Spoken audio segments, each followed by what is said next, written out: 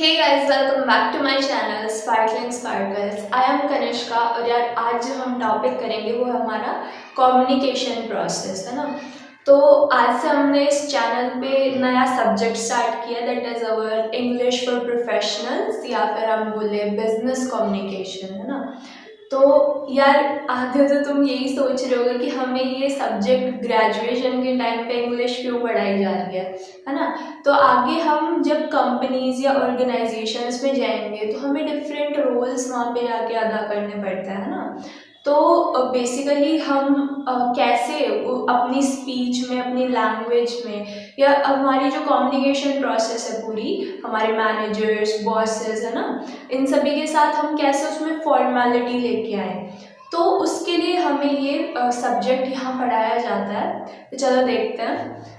Communication क्या लिखा है कि the process of using words, sounds and signals to express our feelings, है ना।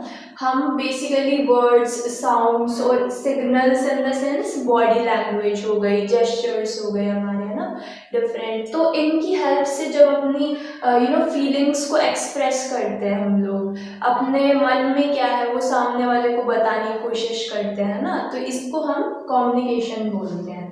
It can be done by using voice, audio, video, body language etcetera. Different mediums बता रखे हैं इसके अंदर। अब आजकल तो हमारे ईमेल्स, व्हाट्सएप, टेक्स्ट, है ना, ये सब हो गए, वीडियो कॉल्स, तो ये सब आजकल न्यू मीडियम्स आ गए हैं। बट मतलब अगर हम डेफिनेशन वाइज देखते हैं तो ये सारे हैं। फिर एग्जाम्पल दे रखा है, देखो कि टीचर एंड स्टूडेंट। अब जब टीचर अपने स्टूडेंट्स के साथ मतलब बात करेगी या उन्हें डांट मारेगी, है ना, दोनों में अलग डिफरेंस होगा। उसको प्रेज कर रही है मान लो किसी स्टूडेंट को, तो उसकी जो लहजा होता है बात करने का, है ना, वो अलग होगा हर एक जगह। ऐसे ही अब अगर ये जो टीचर है वो प्रिंसिपल के साथ करेगी, तो उस जो लैंग्वेज वो यूज़ करेगी उसके अंदर डिफरेंट मतलब फॉर्मेलिटी सी होगी, है ना। वो उसको रेस्पेक्ट दिखाएगी कि भाई आप हमसे ओहदे में बड़े हो, आपकी जो है रेस्पेक्ट करती है वो, है ना। ऐसे स्टूडेंट्स के साथ भी डिफरेंट टाइप से करेगी। ऐसे बॉस और एम्प्लॉय जब एक दूसरे से बात करते हैं उनकी स्पीच में अलग फॉर्मेलिटी होती है ना।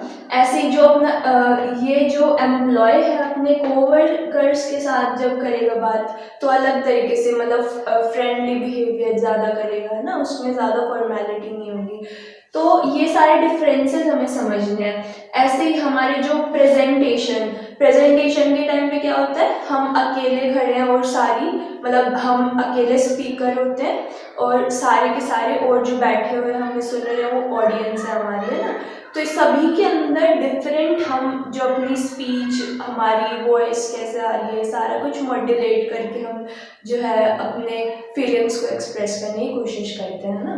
तो आगे देखते हैं अभी अपना कम्युनिकेशन प्रोसेस, कि हमारी प्रोसेस क्या हो रही है और हमारे जो डिफरेंट कंपोनेंट्स हैं ना, इन सब के बारे में तुम जानते हो, डरना नहीं है इससे बिल्कुल भी। देखो सबसे पहले हमारा सेंडर जिसने मैसेज सेंड किया है, ठीक है, जो मैसेज है वो एनकोडिंग करके भेजेगा। मतलब मैसेज क्या क्या कहने की कोशिश है इधर, कि जो सेंडर है वो अपने थॉट्स को मतलब एक मैसेज के रूप में बनाएगा, यानी कि जैसे वर्ड्स बनाए उसने, या फिर उसने कुछ लिखा, अपने थॉट्स को, फीलिंग्स को लिखा, विचारों को, है ना, तो उसने एनकोड किया।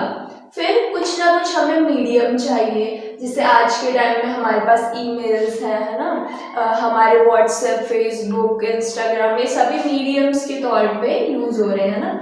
इसके बाद जब वो मैसेज गया आगे, ये डिकोड होगा। डिकोडिंग का क्या मतलब, अब जो हमने बोला है या हमने जो वर्ड्स लिखे हैं, है ना, वो जो हमारा रिसीवर है उससे समझ आने चाहिए। हमें ऐसी लैंग्वेज यूज़ करनी पड़ती है कि जो सामने वाला है उसको भी समझ आ जाए। अब मैं बोल रही हूँ, है ना, अगर मैं कुछ और लैंग्वेज, स्पेनिश वगैरह बोलने लग जाऊँ और ये सब समझाऊँ तो हमें समझ नहीं आने वाला है ना। हम क्योंकि यहाँ पे क्या एक्सपेक्ट करके आए हैं कि हमें हिंदी में समझने को मिल जाएगा, इंग्लिश, है ना।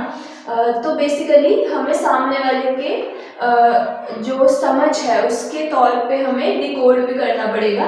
डिकोड कौन करेगा, हमेशा रिसीवर करेगा, है ना, उसको समझ आनी चाहिए। बाद फिर जो रिसीवर है वो सेंडर को फीडबैक भेज रहा है। फीडबैक मतलब क्या कि इससे समझ आ गई, जो सेंडर ने मैसेज भेजा था, जो बात बोली थी वो उससे समझ आ गई, तो ये फीडबैक भेजता है। तो बेसिकली जो कम्युनिकेशन प्रोसेस है ये हमारा पूरा साइकिल में होता है, साइक्लिक प्रोसेस है हमारी, ठीक है। अब हर एक जो कंपोनेंट है इनके बारे में हम थोड़ा सा जानेंगे, इनकी डेफिनेशन वगैरह, इनके रूल्स। तो चलो देखते हैं ना। तो यार अपना जो फर्स्ट कंपोनेंट है वो है हमारा सेंडर। ये क्या क्या इसके रूल्स रहने वाले हैं। Sends the message, very obvious है ना। सबसे पहले क्या करता है, मैसेज सेंड करता है। सोर्स ऑफ द मैसेज, अब ये जो है वो सोर्स भी रहेगा मैसेज का। कैसे कि अगर मेरे पास कोई थॉट आ रही है, जब भी मैं तुम्हें बता पा रही हूँ, है ना। ऐसे कोई भी इंसान होता है, यही होता है, पहले हमारे पास थॉट प्रोसेस, हमारा ब्रेन प्रोसेस करता है उस थॉट को, उसके बाद ही हम सामने वाले को बता पाते हैं ना।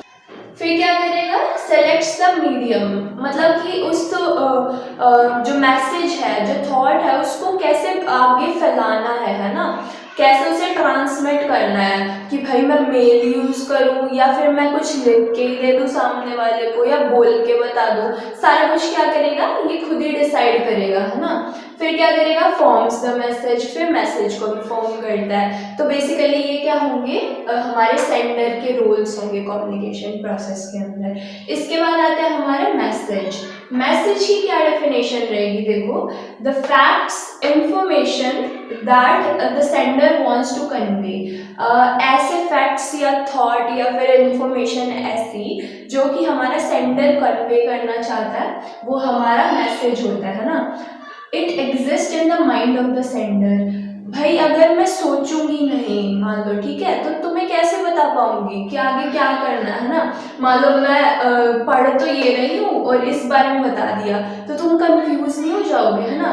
तो बेसिकली क्या होगा कि जो हमारे थॉट प्रोसेस हमारी जो चल रही होती है, हम वही सामने वाले को बताते हैं, है ना। इसके बाद क्या होता है, इनकोडिंग।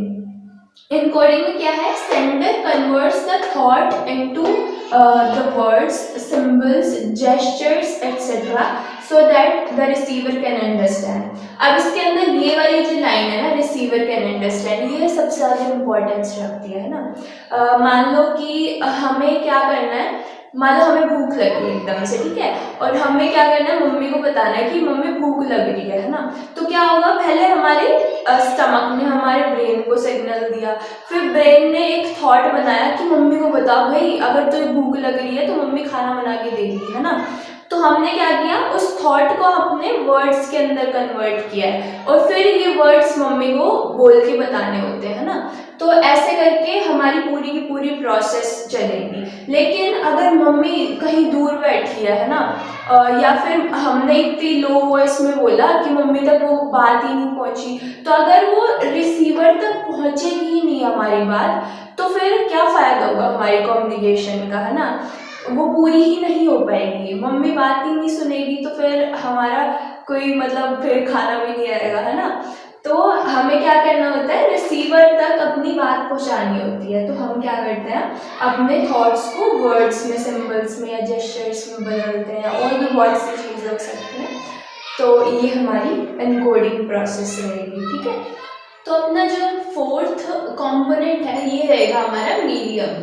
मीडियम क्या बोलता है, the path, the manner, channel through which the encoded message is transmitted to the receiver। तो ऐसा कोई पाथ या मैनर, मैनर मीन्स अगर हम साइन लैंग्वेज यूज़ कर रहे हैं ना, या फिर बॉडी लैंग्वेज हमने जेस्चर्स यूज़ किए, उनके लिए मैनर हो सकता है। कोई ऐसा channel through which our encoded message जो है हमारा वो रिसीवर तक पहुंच रहा है ना।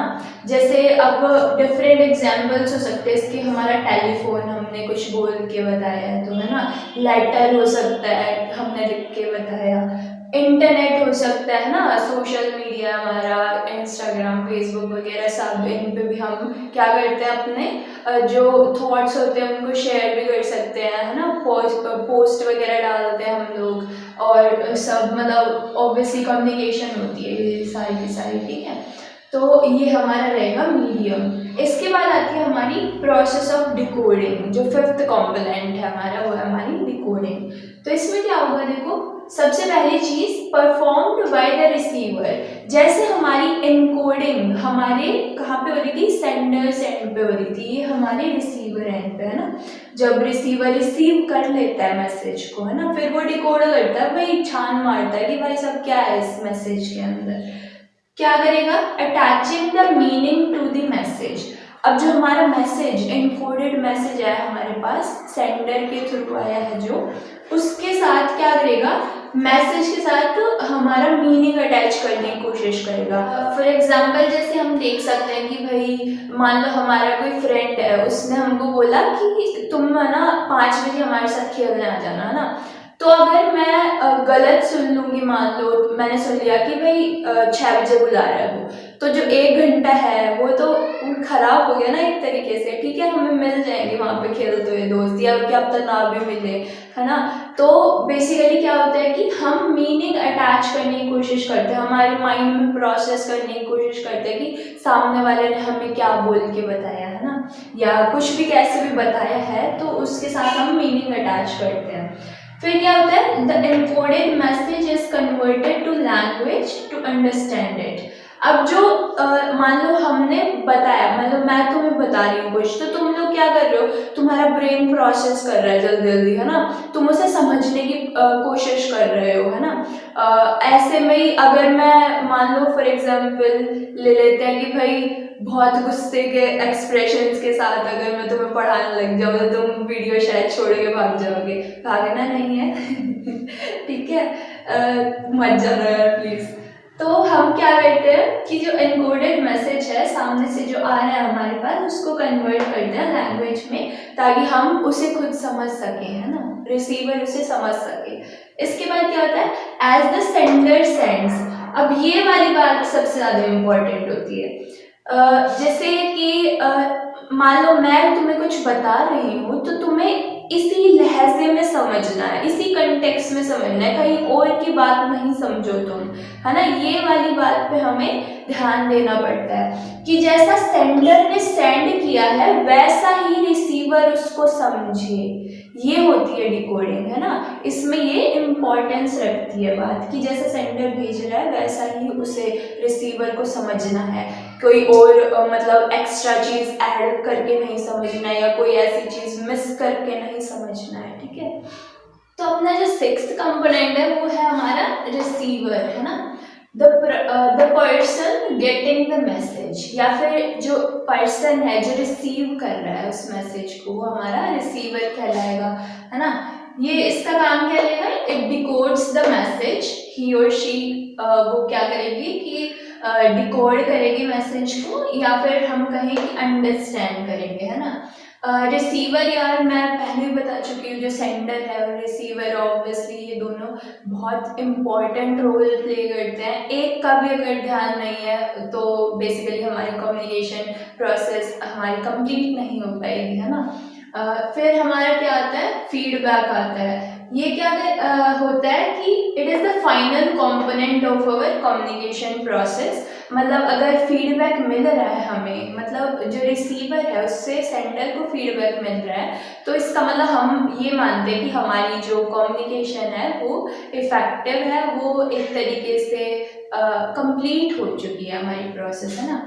It indicates the completion of communication process, और साथ में लिखा है कि भाई जो रिसीवर है वो सेंडर के पास सेंड करेगा हमारा फीडबैक। अब जैसे इसको समझने के लिए फॉर एग्जांपल मैंने तुमसे पूछा कि हाउ आर यू, ठीक है, पहले मैंने क्या किया, मैंने इस बात को सोचा है दिमाग में कि मुझे पूछना है कि भाई हाउ आर यू, है ना। फिर मैंने क्या किया, इनकोडिंग करके और मैसेज तुम तक बोल के पहुंचाया। अब तुम सामने से तुमने उस मैसेज को डिकोड किया है, और तुम्हारे दिमाग में क्या है कि भाई रिप्लाई करो, तो तुमने मुझे बोला कि आई एम फाइन, ठीक है। तो ये तुम्हारे पास से मेरे पास तक फीडबैक आया, और फिर मैंने क्या समझा कि यू आर फाइन, है ना। तो ऐसे हमारे बीच में क्या हुई, कम्युनिकेशन एस्टैब्लिश हुई है, ठीक है। तो आई होप ये पूरी प्रोसेस तुम्हें क्लियर होगी। तो बस यार आज की वीडियो के लिए इतना ही था। आई होप तुम्हें सब समझ आया होगा क्या है कम्युनिकेशन प्रोसेस, और अगर ये वीडियो अच्छी लगी हो तो इसे लाइक और शेयर कर सकते हो ज़रूर, और साथ में इस चैनल को सब्सक्राइब कर सकते हो ऐसी और वीडियोस के लिए। Best of luck for your exams and bye bye, take care, मिलेंगे नेक्स्ट वीडियो के अंदर।